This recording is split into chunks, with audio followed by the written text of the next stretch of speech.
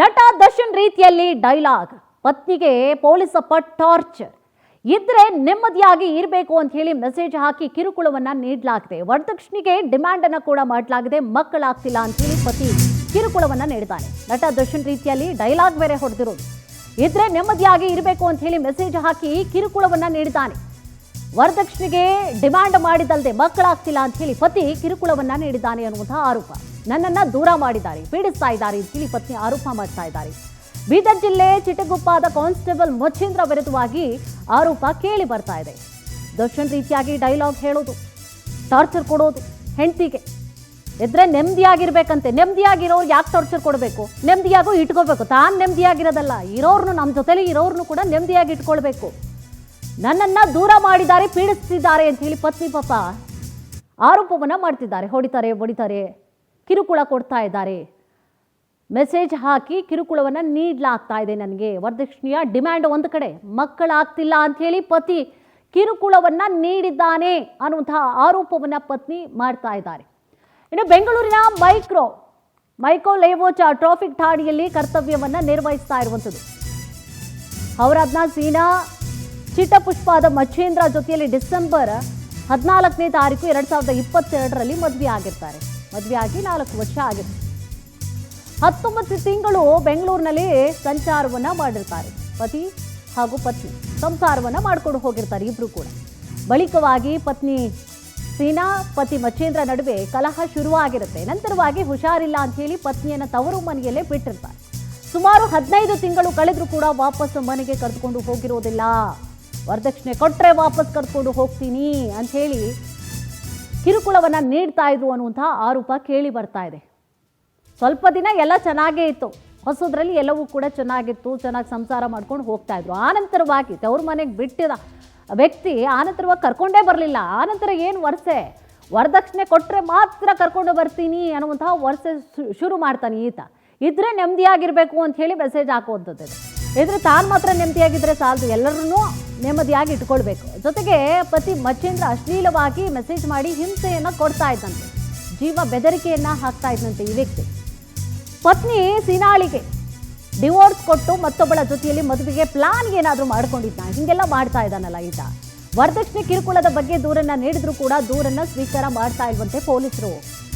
ಈಗಾಗಲೇ 26 ಲಕ್ಷ ಖರ್ಚು ಮಾಡಿ ಮದುವೆಯನ್ನ ಮಾಡಿದ್ದೇವೆ ಅಂತ ಹೇಳಿ ಕುಟುಂಬಸ್ಥರು ಈಗಾಗಲೇ ಆರೋಪ ಮಾಡ್ತಾ ಇದ್ದಾರೆ. ಮದುವೆಗೆ 30 ಲಕ್ಷ ರೂಪಾಯಿ ಸಾಲ ಆಗಿದೆ. ಈಗ ಮತ್ತೆ ವರದಕ್ಷಿಣೆಯನ್ನ ಕೇಳ್ತಿದ್ದಾರೆ. ಪೊಲೀಸರಿಗೆ ಕಂಪ್ಲೇಂಟ್ ಕೊಟ್ರೆ ಕೇಸ್ ತಗೊಳ್ತಾ ಇಲ್ಲ, ದಾಖಲಿಸ್ಕೊಳ್ತಾ ಇಲ್ಲ ಅವರು ಅಂತ ಆರೋಪ ಮಾಡ್ತಾ ಇದ್ದಾರೆ ಸೀನಾ. ನಮಗೆ ರಕ್ಷಣೆ ನೀಡಿ, ನ್ಯಾಯ ಕೊಡಿ ಅಂತ ಹೇಳಿ ಸಂತ್ರಸ್ತ ಮಹಿಳೆ ಅಳನನ್ನ ತೋಡ್ಕೊಳ್ತಾ ಇದ್ದಾರೆ. ಯಾಕೆ ಕಂಪ್ಲೇಂಟ್ ಕೊಟ್ಟರೆ ತಗೊಳ್ತಾ ಇಲ್ಲ, ಟಾರ್ಚರ್ ಕೊಡ್ತಾ ಇದ್ದಾರೆ. ನನ್ನ ಗಂಡ ಟಾರ್ಚರ್ ಕೊಡ್ತಾ ಇದ್ದಾರೆ, ಕರ್ಕೊಂಡು ಹೋಗ್ತಾ ಇಲ್ಲ, ನೋಡ್ಕೊಳ್ತಾ ಇಲ್ಲ, ಚೆನ್ನಾಗಿ ವರದಕ್ಷಿಣೆ ಕೇಳ್ತಾ ಇದ್ದಾರೆ, ಮಕ್ಕಳಾಗ್ತಿಲ್ಲ ಅನ್ನುವಂಥ ಟಾರ್ಚರ್ ಮಾಡ್ತಾ ಇದ್ದಾರೆ. ಸೊ ನಾವು ಕೂಡ ಬಹಳಷ್ಟು ಖರ್ಚು ಮಾಡಿ ಮದುವೆ ಮಾಡಿಕೊಟ್ಟಿದ್ದೀವಿ ಅಂತ ಹೇಳಿ ಕುಟುಂಬಸ್ಥರು ಆರೋಪ ಮಾಡ್ತಾ ಇದ್ದಾರೆ. ಸರಿಯಾಗಿ ಬಾಳಿಸ್ತಿಲ್ಲ. ಅವ್ರು ಪ್ರಾಪರ್ ಇರೋದು ಕಿಡ್ನಿ ಸರ್ಪೋಸ್ ತಾಂಡ ಅಂತ, ಬಟ್ ಅವ್ರು ಇರೋದು ಚಿಟಗುಪ್ಪದಲ್ಲಿ. ಅವರು ಮೈಕೋಲೇಔಟ್ ಪೊಲೀಸ್ ಸ್ಟೇಷನ್ ನಲ್ಲಿ ನಮ್ಮ ಮದುವೆ ಆಗಿರೋದು 2022 ಡಿಸೆಂಬರ್ 14. ಅವರು ಒಟ್ಟ 3 ಇಯರ್ಸ್ ಆಗಿರೋದು. ಅವರು ನನ್ಗೆ 1.5 ವರ್ಷ ಚೆನ್ನಾಗಿ ಇಟ್ಕೊಂಡಿದ್ರು. ಆಮೇಲೆ ಎಲ್ಲ ಡೌರಿ ಹರಾಸ್ಮೆಂಟ್ ಮಾಡ್ತಾ ಇದ್ದಿದ್ರು. ಅಂದ್ರೆ ಮನೆಯವರೆಲ್ಲ, ನಮ್ಮ ನಾದ್ನಿಯವರು ಸವಿತಾ ಅಂತ, ಮತ್ತೆ ಅವ್ರ ನಾದ್ನಿಯವ್ರ ಮನೆಯವರು ಬಸವರಾಜ, ಮತ್ತು ಅವ್ರ ಅಣ್ಣ ಅನಿಲ, ಅವ್ರ ಅಮ್ಮ ಮೈನಾಬಾಯಿ ಅಂತ ಹೇಳಿ, ಮತ್ ಏನಿದೆ ಅಂತ ಹೇಳಿದ್ರೆ ಎಲ್ಲ ಕಡೆ ಚೆನ್ನಾಗಿ ನೋಡ್ಕೊಳಂಗಿಲ್ಲ ನಮ್ಮ ಅಮ್ಮಂಗೆ, ಇದು ಅದು ಅಂತ ನೆಪ ಮಾಡ್ತಾ ಇದ್ರು. ನಾವು ಪರ್ಸನಲ್ ಆಗಿ ಕೇಳಿದ್ರೆ ನಮ್ ಡೌರಿ ಬೇಕು, ಇದು ಅದು ಅಂತ ಹೇಳಿ ನಮ್ಮನ್ನ ಹರಾಸ್ಮೆಂಟ್ ಮಾಡ್ತಾ ಇದ್ದಿದ್ರು. ಒಟ್ಟಾರೆ ಎಲ್ಲಿ ನಾವು ಪೊಲೀಸ್ ಸ್ಟೇಷನ್ ಎಲ್ಲಿ ಹೋದಿದ್ರು ಅವರಿಗೆ ಒಂಥರ ಏನೋ ಸಪೋರ್ಟ್ ಮಾಡ್ತಿದ್ರು. ನಾವು ನಮ್ಮನ್ನ ಡೌರಿ ಡಿಮ್ಯಾಂಡ್ ಮಾಡ್ತಾ ಇದ್ದಾರೆ, ನೀವು ಕೇಸ್ ಹಾಕೊಳ್ರಿ ಅಂತ ಹೇಳಿದ್ರೆ ಇನ್ನೂವರೆಗೂ ಏನು ಹಾಕೊಳ್ಳಕ್ಕೆ ರೆಡಿ ಇಲ್ಲ. ಅವ್ರು ಪ್ರಾಪರ್ 3 ಹೆಣ್ಪರ್ಗಳು ಸರ್ ಆಯ್ತು. ಅದ್ರಾಗೆ ಒಬ್ಬರು ಪೊಲೀಸ್ ಡಿಪಾರ್ಟ್ಮೆಂಟಲ್ಲಿ ಒಬ್ಬ ಹುಡುಗ ಮಚ್ಚೇಂದ್ರ ಅಂತ ಹೇಳಿ, ಅವರು ಚಿಟಗುಪ್ಪ ಕಮಲಾಪುರ ತಾಲೂಕು ಅವ್ರದ್ದು.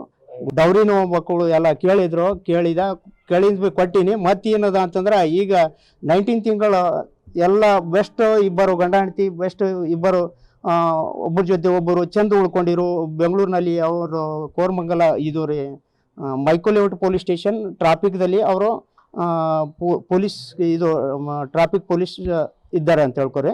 ಆಯಿತು, ಅಲ್ಲಿ ಚಂದ ಉಳ್ದಾರ, 19 ತಿಂಗಳು ಬೆಸ್ಟ್ ಇಟ್ಕೊಂಡಾರ. ಈಗ ಆಮೇಲೆ ಏನದ ಅಂದ್ರೆ ಅವರು ಅಕ್ಕನು ಮತ್ತು ಅವ್ರ ಅಣ್ಣ, ಅವ್ರ ತಾಯಿಯವರು ಎಲ್ಲರೂ ಅಲ್ಲಿ ಹೋಗಿ ಏನದ ಅಂದ್ರೆ ಅವರು ಒಂದು ಸ್ವಲ್ಪ 15 ದಿವಸ ಏನಾರು ಉಳ್ಕೊಂಡಾರ್ರಿ. ಉಳ್ಕೊಂಡು ಅಲ್ಲಿಂದ ಏನು ವಿಚಾರಣೆ ಮಾಡ್ಯಾರ ಏನಿಲ್ಲ, ಅವ್ರ ಅಕ್ಕನ ಮಗಳಿಗೆ ಮಾಡ್ಕೋಬೇಕಂತ ಹೇಳಿ ಆ ವಿಚಾರಣೆ ಮಾಡಿ ಅಲ್ಲಿಂದ ನಮ್ಮ ಮಗಳಿಗೆ ತ್ರಾಸ ಕೊಡ್ಲಾಕತ್ತೀರ. ನನಗೆ 3 ಹೆಣ್ಪರ್ಗಳು ಸರ. ಆಯಿತು, ಅದ್ರಾಗೆ ಒಬ್ಬರು ಪೊಲೀಸ್ ಸಂಬಂಧ 2022ರಲ್ಲಿ ನೋಡಿ ಮದುವೆ ಆಗಿರ್ತಾರೆ, ಇವರಿಬ್ರು ಕೂಡ ಮದುವೆ ಆಗಿರ್ತಾರೆ. ಸ್ಟಾರ್ಟಿಂಗ್ನಲ್ಲಿ ಒಂದು ಸ್ವಲ್ಪ ಎಲ್ಲ ಚೆನ್ನಾಗಿರುತ್ತೆ ಲೈಫ್. ಆನಂತರವಾಗಿ ನೋಡಿ ತವರು ಮನೆಗೆ ಬಿಟ್ಟಂತಹ ವ್ಯಕ್ತಿ ಮತ್ತೆ ವಾಪಸ್ ಕರ್ಕೊಂಡು ಬರೋದೇ ಇಲ್ಲ. ಆಕೆನ ಕರ್ಕೊಂಡು ಬರಬೇಕು ಅಂತಂದರೆ ವರದಕ್ಷಿಣೆ ಕೊಡಬೇಕು ಅನ್ನುವಂಥ ಟಾರ್ಚರನ್ನು ಈತ ಶುರು ಮಾಡ್ತಾನೆ. ದುಡಿತಾ ಇದ್ದಾನೆ, ಅಚ್ಚುಕಟ್ಟಾಗಿ ದುಡಿತಾ ಇದ್ದಾನೆ, ಸರ್ಕಾರಿ ಕೆಲಸ. ಆರಾಮಾಗಿ ತಿನ್ಕೊಂಡು ಉಣ್ಕೊಂಡು ಇರೋದು ಬಿಟ್ಟು, ಕೆಲಸ ಮಾಡ್ಕೊಂಡು ಹೆಂಡ್ತಿನ ಚೆನ್ನಾಗಿ ನೋಡ್ಕೊಳ್ಳೋದು ಬಿಟ್ಟು ನೆಮ್ಮದಿಯಾಗಿರಬೇಕು ಅಂತ ಹೇಳಿ ಮೆಸೇಜ್ ಬೇರೆ ಹಾಕುವಂಥದ್ದು, ಆಕೆಗೆ ಕಿರುಕುಳವನ್ನು ಕೊಡುವಂಥದ್ದು. ನೆಮ್ಮದಿಯಾಗಿರಬೇಕು ಅಂದರೆ ಸುತ್ತಮುತ್ತ ಎಲ್ಲರನ್ನೂ ಚೆನ್ನಾಗಿ ಇಟ್ಕೊಳ್ಬೇಕು. ಹಾಗಂತ ಸರ್ಕಾರಿ ಕೆಲಸದಲ್ಲಿ ಇಟ್ಕೊಂಡು ಈ ರೀತಿಯಾಗೆಲ್ಲ ಟಾರ್ಚರ್ ಮಾಡ್ತಾ ಇದ್ದಾನಲ್ಲ, ಅದರಲ್ಲೂ ಕೂಡ ಪೊಲೀಸರು ಕೂಡ ಈತನ ವಿರುದ್ಧವಾಗಿ ಕೇಸನ್ನು ಕೂಡ ತಗೊಳ್ತಾ ಇಲ್ಲ. ಆ ಒಂದು ಕಾರಣವಾಗಿ ಮಹಿಳೆ ಆಕ್ರೋಶವನ್ನು ವ್ಯಕ್ತಪಡಿಸ್ತಾ ಇದ್ದಾರೆ. ಅವರ ತಂದೆ ಇರ್ಬೋದು, ಮಗಳು ಇರ್ಬೋದು, ಜೊತೆಗೆ ಆತನ ವಿರುದ್ಧವಾಗಿ ಕ್ರಮ ಆಗಬೇಕು ಅನ್ನುವಂಥ ಆಕ್ರೋಶವನ್ನು ಈಗಾಗಲೇ ಕುಟುಂಬಸ್ಥರು ವ್ಯಕ್ತಪಡಿಸ್ತಾ ಇದ್ದಾರೆ.